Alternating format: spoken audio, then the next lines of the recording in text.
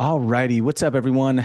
This is this is a little bit newer. So I am releasing this on my 29th birthday, and I think no, not I think what a cool way of reflecting, or at least maybe even just like once a month, I think I can just start to share my thoughts and just see like review about what's going on because I'm not gonna lie, like as I am turning 29, approaching 30. I don't know about y'all. I feel like time is running so thin right now. And I feel the pressure. I know, you have all those different influencers talking about, like Gary Vee saying like, "Oh, you're young as shit." I don't give a fuck what he says. At the end of the day, like it's scary. And I think this is like the first time I've always tried to model this feeling that I have, like time is running out, even back when I was in like my early 20s. But and knowing that this time would come, but now that I am 29 and then I can sort of see the lifestyle that I'm trying to live and be at before I have a family, it's like things have just really started to kick in. And I mean, for better for worse, now, well, I guess more for better. As scary as it is, I've now been so focused on just like what I need to really get done. And it's helped me bring a lot of clarity despite all these different gray areas that I'm trying to work through, especially at 29, because I am still young and I'm still growing in a lot of different scenarios in areas of my life. But what's really been in the back of my mind in this whole being 29 is so Nancy and I, my girlfriend, well, in May, I think I she's still my girlfriend and she's still gonna be my girlfriend in May, but in May is gonna be our 4 year anniversary. And no, there's not gonna be any big news that I'm gonna be announcing. But I we already know that we're the ones for each other, right? Um and we want to start having kids at somewhat of a young age, right? Like 31 and 32. And so that knowing that that is 3 years from now. And that scares the absolute shit out of me because in my mind, I've always wanted to be able to take that risk and be prepared for that time comes. And now getting to that point of when the time is coming and seeing that line, oof, there's a fire under my ass because I'm still trying to figure my shit out. Um, I mean, if you've heard me on other of my content pieces, like I've definitely took a lot of risks just to be able to, get into the position that I am today, and that was away from engineering, just trying to capitalize and see if I can just like go for broke by the time I hit 30.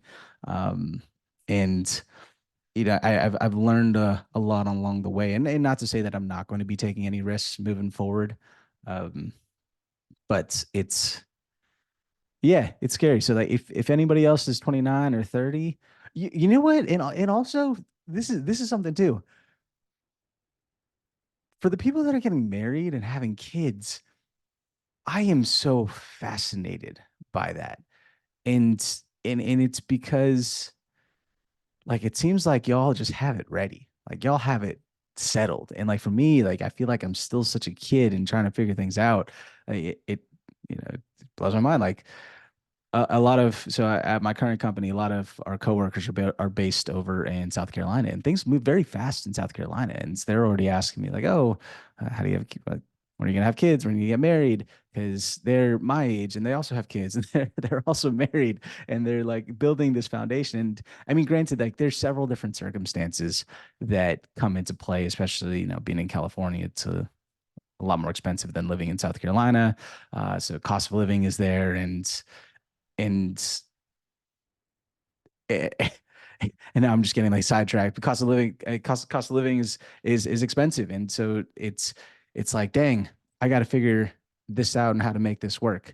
Um, and then also too, I think this has been, uh, ooh, wow, this is so.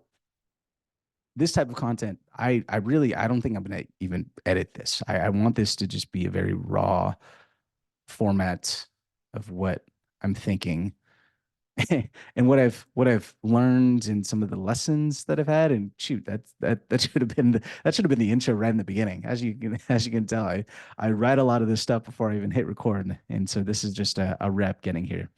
Um, One of the other things that I found that was been or that's been interesting. No, fuck, I hate using that word interesting because interesting means good or bad. One of the other lessons that has humbled me, and maybe I can connect with, and it made me think about this when I recorded that podcast with Ian Jimeno, a really good friend of mine. Um, oh, I don't even want to talk about this though. Scratch that. Do you know what? I have a bunch of notes like right here that I wanted to just address. You know what? I'm just going to go down the line. I'm not going to try and wing this anymore. Fuck this. All right. Going down the line. Pressure to figure everything out. I don't care what anybody else says, especially Gary Vee. It's still scary. Everyone talks about it. You're being early in the process. I see people having kids and having hopes. I'm like, dang, I'm nowhere near that. I got to figure my shit out. And it's coming, right? And the other thing I'm thinking about is, oof, you know, that moment, if you've seen The Last Dance, there's this moment, I think it's like episode 8 or 9. Oh my gosh, I sound like a fanboy here. In episode 8 or 9, Michael Jordan is talking about how, it's easy to talk shit when you are ahead and winning, but when you talk shit when you're losing and down, that's when shit really matters. That's the moment I'm in. I do feel down. Granted, I've accomplished some things. I haven't accomplished everything that I wanted, but I do feel like I'm down. And this is the part where I guess it's leading into some of the other moments as well. I just want to give a, yeah, huge shout out to my girlfriend Nancy, and like she's been carrying me in a lot of different ways, like both emotionally, mentally, not physically, but even there was a point where she was also not like fully carrying me financially, but she was definitely like a sugar mama and taking care of me in a lot of different ways. Like when I first met her, I was still doing construction, I was still being a barista, and um, I was a recruiter, and definitely wasn't making anywhere near how much a nurse makes. Um, but and as a man, it sort of feels emasculating, right? And not that it's bad that your significant other makes more than you, but there is always the feeling that you want to be able to be the man and provide for your partner in several different ways. And I think that's where a lot of the pressure is coming into play, is because, I know I'm not where I know I haven't tapped into just the income potential that I want to be able to have that financial security and provide opportunities for our future kids. And but I know the step, or not I know, but like I'm going in the direction of the steps that I want to take to be able to provide and have that stability for our future. But it definitely humbles you. And when it comes to relationships, like I've never had somebody that has just truly been that unconditional love and support to still push through. And even when I am having my off days, like she gives me tough love, and she really pushes me to be the best person that I can be. And so I just want to give a huge shout out to Nancy on my 29th birthday. I wouldn't be here without you, and I'm grateful for you, and I love you. Um, geez, and yeah, these next 3 years are going to be a ride. It's like I feel like we're on a Gantt chart here. If you're unfamiliar with the Gantt chart, it's like you have your timeline and then you sort of work backwards on what needs to be done. So like if we want to have kids by the 32, then we have to have marriage right before that, and then we have to propose, which means that it's coming up, and that also costs money, and I can't have my sugar mama pay for her own ring. And so yeah, there's just a lot of pressure here. And it's exciting though because I'm taking the accountability for that. Some other things that I wanted to reflect on is I sticking to plans is like really hard. If you were to ask me when I graduated college what I'd be doing and what I envision, me doing. It's definitely not sitting in front of a camera talking about any of this stuff. Or I never expected to be doing real estate to this extent either, and just learning all these different skills and meeting all these different people.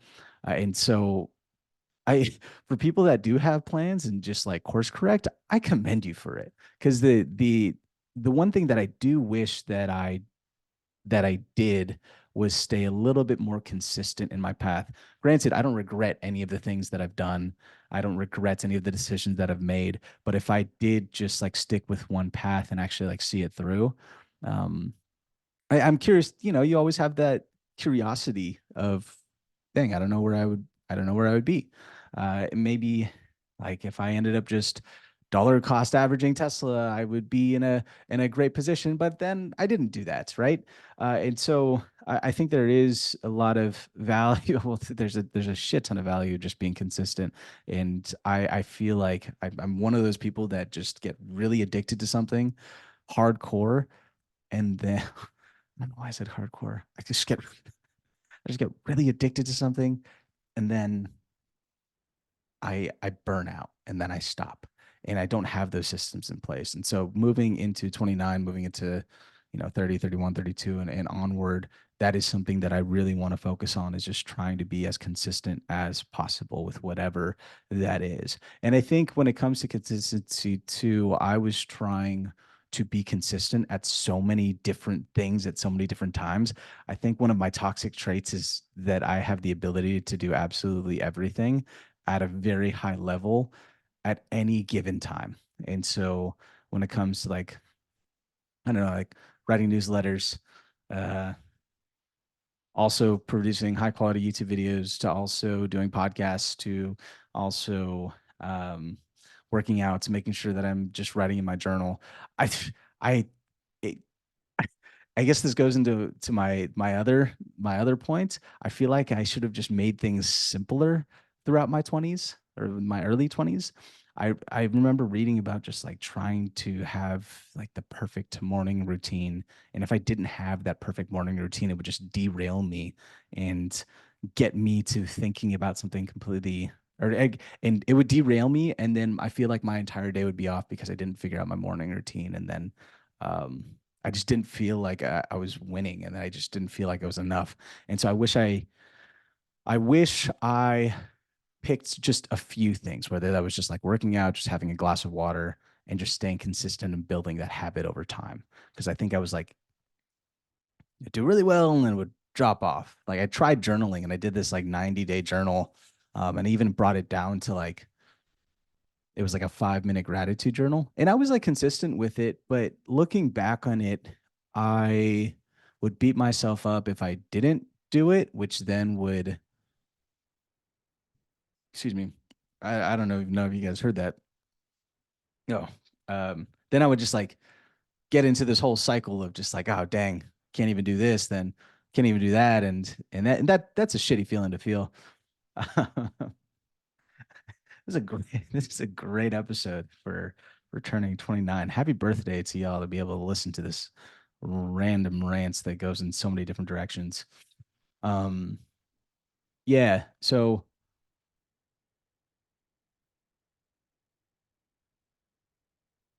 journaling, it didn't really help me out that much. And then I also tried meditating as well. I one of and this is also something that I learned that I equate to meditating, and also shout out to Headspace too, is just the idea of noting whether it's a thought or a feeling. And I would do that, but I've caught myself using it more as a tool instead of more as a habit. And like I mentioned, just trying to stick with all these habits all the time, and just trying to habit stack each other. And if it just became exhausting. So I ended up just like meditating just when I needed to, and using this method of noting has been one of the most helpful, beneficial things when I've gotten anxious or just feeling uncomfortable. It's an exercise where you have a thought, or you're sitting at peace with yourself, and you're just trying to focus on your breath. And when you focus on your breath, there are different things that are going to come up, and it's either going to be a thought or a feeling.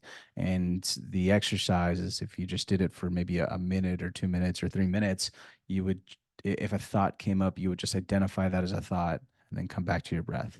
If a feeling came up, you identified that as a feeling, then came back to your breath, and you didn't go deeper down into whatever that thought or feeling is.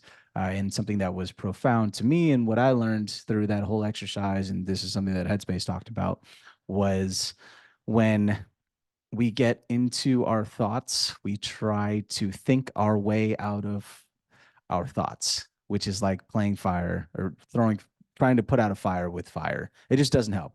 And so I hope this has helped you. That's something that I've learned.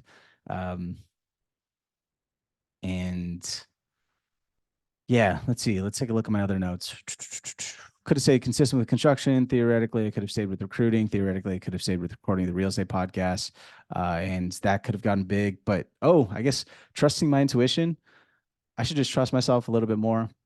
I've always wanted that validation, and I think that's just me as a people pleaser of just trying to gain that validation and acceptance. But I've realized that just a lot of the best decisions that come my way is the ones that just I ended up making myself. And I think that's just because I internally reflected on it and figured out that this was the best option for me. And that took time to get to this point, but I will say it definitely has helped in a lot of different ways. I am curious though, just to see if I did maintain consistency through some of those things. One of the things that I do have is like one of my biggest regrets is with the old podcast. It did have some guests recorded that we recorded, and I never released their episodes. I didn't really market it. And I still feel bad to this day because it felt more like I didn't own up to my word, even though I mean, they weren't getting paid for it and I didn't really have that much of an audience. I still feel bad. Um, and yeah, if I just now it's like I'm trying to build momentum again with the podcast, and it's not as easy. Like I was at that point where I was like able to get guests and I could have just continued to pivot and like implement my system or gain better systems, but I ended up just getting burnt out and quit. And so in a way I do wish I stuck consistent to it, because now building momentum back up again is difficult. It's challenging. Another thing that I wanted to share. Oh, yeah. Okay. So when people are cold calling, cold reaching out, they always say something along or like networking. They're like, oh, like I've talked about this multiple times. Like, how can I add value to you? And people are like, hey, I want to show you this cool product that I made for you. Send me a DM. And I found that there's so many people out there that's doing that. It gets kind of annoying and it's a little oversaturated. One of the best ways that I was able to just get the attention of just some people that are just way above my network is just providing the value for them and then going for the ask. Um, like if if you put and it's just the whole rule of reciprocation. Like if you put your thought and intent and just doing something and wanting to get somebody's attention, and you put all that thought into getting their attention and trying to create a product for them or work with them on a specific project, like you the likelihood of you having a conversation is way higher than saying, hey, I made you something, you want to see it? So stop asking permission to add value and just do it. And then also just prove the concept yourself if no one wants to give you the opportunity, and just go for it. Right now, I'm like in this phase of just wanting to be able to write because I think writing is just the foundation of just a lot of different aspects to produce like more podcasts, to produce more YouTube videos, to write newsletters, to write LinkedIn posts. I'm a shitty writer, or I think I'm a shitty writer. I just never really was good at writing. I would, um, like even in high school, when I was writing essays, I would just go on thesaurus.com to try and replace some of the words that I was having. Um, yeah, and just with doing that, it's like no one's going to give me an opportunity to write unless I just write and then prove it myself. So that's just really what I'm trying to go for. And in the style of writing is copywriting. I'm just trying to get very good at the storytelling side of sales, both from a visual aspect and then also an audio aspect, and then also from even a written aspect. As you can tell, this off the cuff thing somewhat difficult. Like it's a skill just to be able to speak on camera and just go straight forward and look directly in there. It's almost like dancing in front of a camera. Honestly, I feel so much more comfortable dancing in front of a camera and just like freestyling that instead of like actually speaking it, because I'm noticing that I'm having a lot of filler words here, like ums and ahs and ums. Anyways, moving forward. Oh, okay. Two other two other random things that that's come to mind as I'm turning 29 is I have to stand up more. I don't know if anybody else has a desk job now. So right out of college, when I got into my career, I went directly into construction, and so I was just getting up and uh, walking around a lot more, and I was just a lot more active. But since I started to get a desk job, I didn't realize how impactful ergonomics was, and how impactful just having your chair is, and where you're looking at your computer. Because I feel like I'm way too young to be having back problems. Like I shouldn't be having back problems. I shouldn't be having hip problems. I'm only 29. I'm not even 30, and this is crazy to me. So that I should just be stretching more. I know people have talked about like once your body turns 30, like everything starts to hurt.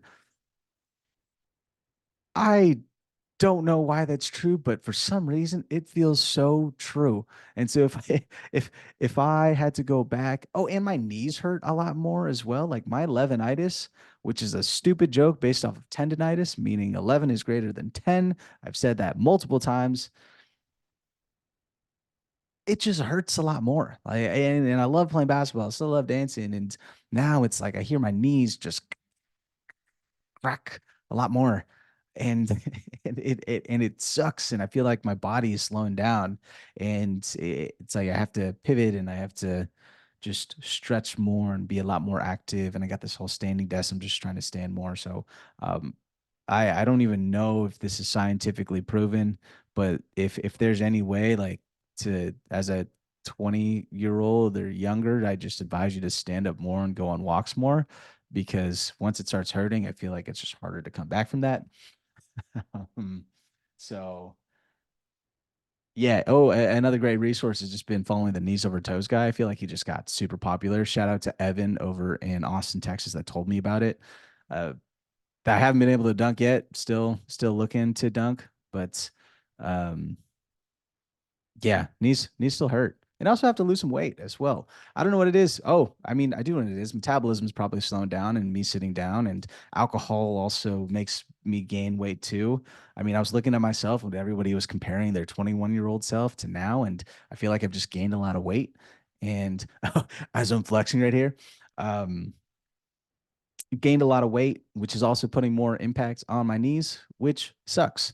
And so I'm trying to have just a better relationship with my body and with food, and understanding that my body's changing and how to love my body a little bit more. Because when I was working out back then was completely different than working out now. And I feel like I have to change it. So that's another thing that came up just being 29 years old. And then the final thing that I would love to, oh, actually, before that, there's three things I guess I just randomly want to bring up and say and just shout it out to the world. Uh, Clay Thompson right now, he's part of the Golden State Warriors. He's going through this slump. So like he's one of the star players on the Warriors.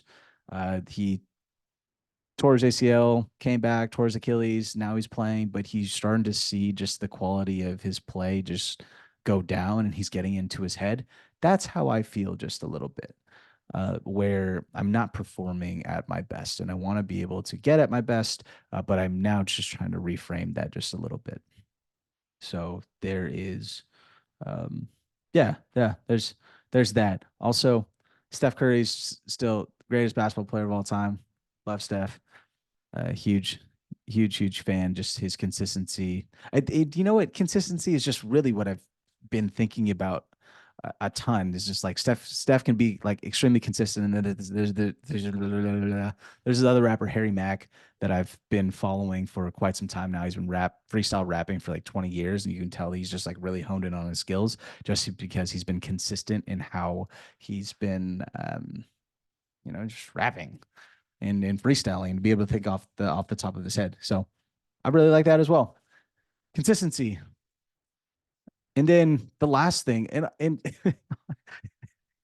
this is this last thing is so dumb because it's so recent, and I just wish I knew it earlier. And and it's not even a good ending to whatever this 29-year-old birthday is. I don't even, this is your present. And this was it, what I'm going to say was my present given from Nancy, and it has changed my life. And I've only had it for a week. But if you ever have the chance to have a Ninja Creamy Deluxe,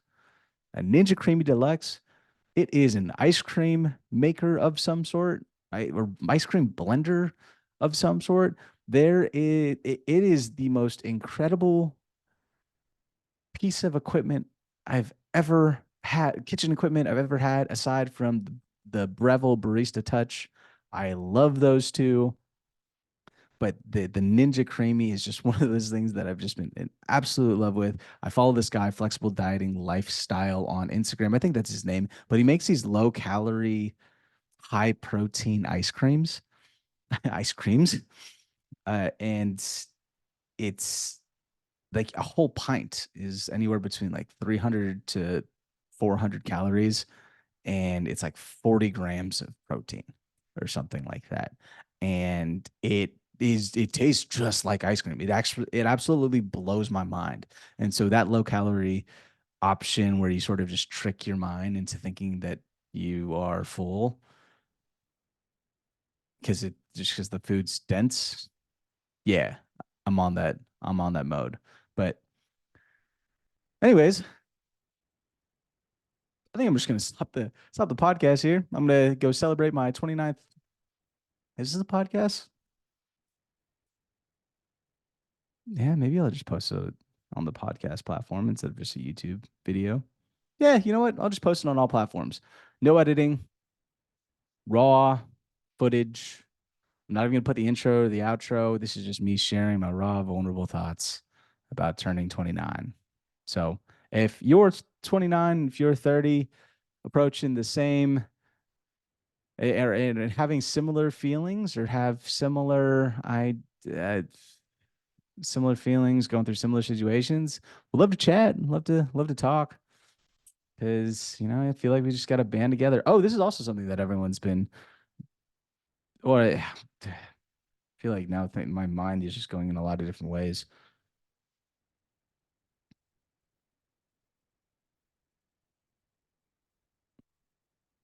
Nope. Actually, I just lost it. It's what time is it right now? It's 12 a.m. right now. I think I gotta go to bed.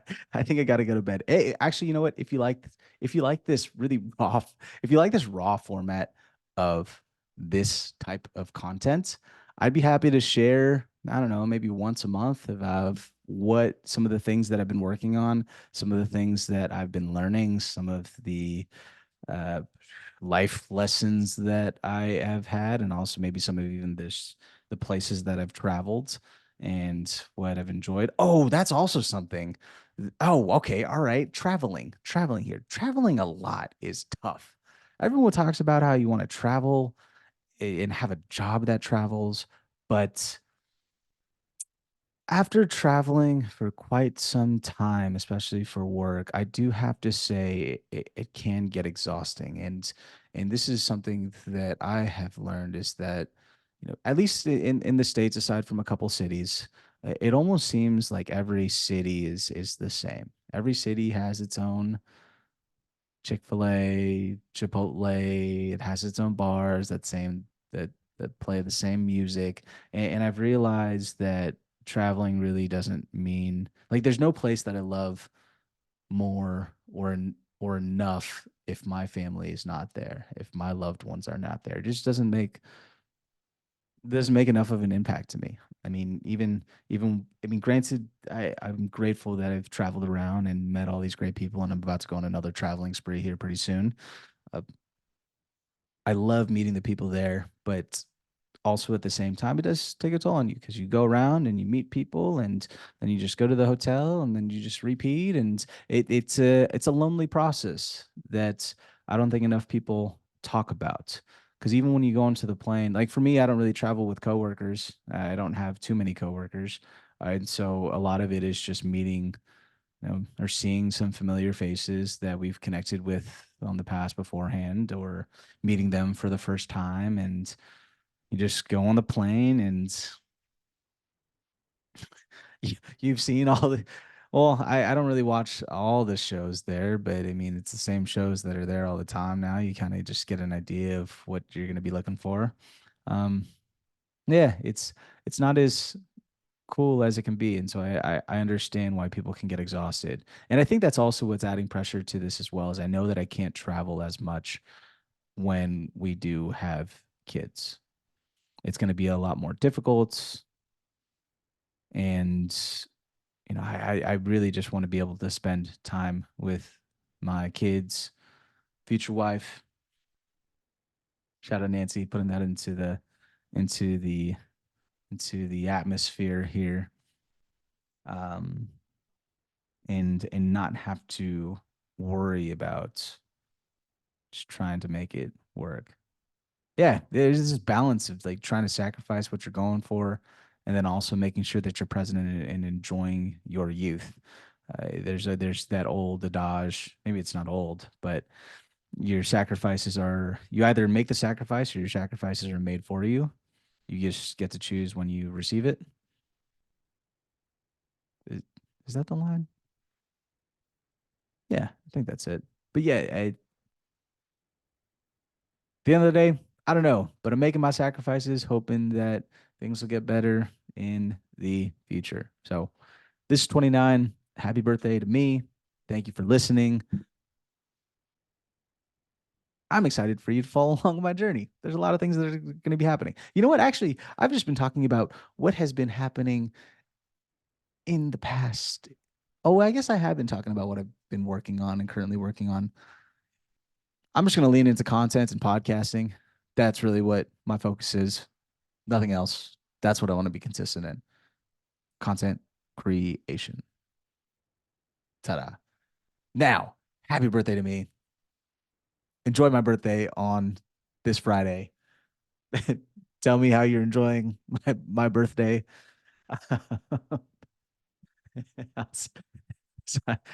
Signing off. I'll see you guys next time.